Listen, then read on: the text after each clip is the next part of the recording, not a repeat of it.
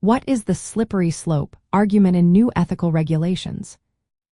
Imagine making a small change today and facing unexpected consequences tomorrow. That's what the slippery slope argument is all about. It's a way of thinking used in debates about ethics and politics. When people discuss new laws or rules, they sometimes worry that one small step might lead to bigger, unwanted changes. This idea is often brought up when drafting ethical legislation. For example, if a law allows a little more surveillance, some say it could lead to much more government control and loss of privacy. The slippery slope argument has three main parts. First, there's an initial decision or policy that seems harmless or acceptable. Next, there's a process where this decision might cause further actions or rules.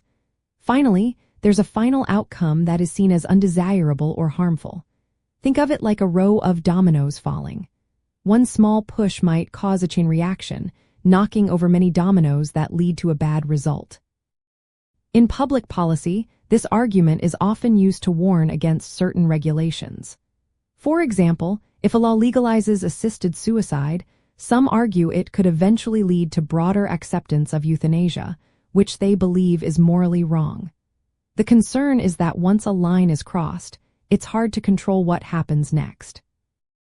However, some critics say the slippery slope argument isn't always based on solid facts. It can be seen as a fallacy because it assumes that one action will definitely lead to extreme outcomes without enough proof.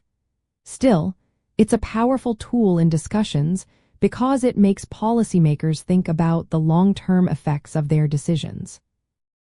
In ethics and law, the argument encourages careful planning. It reminds lawmakers to set clear boundaries and safeguards.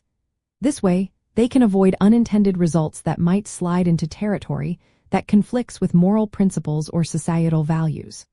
For instance, when creating laws about drug use or privacy rights, officials often consider the slippery slope to prevent laws from unintentionally opening the door to worse problems. Overall, the slippery slope argument acts as a warning. It urges us to think ahead about how small changes can grow into bigger issues. It's a reminder that in drafting ethical rules, we need to balance progress with caution.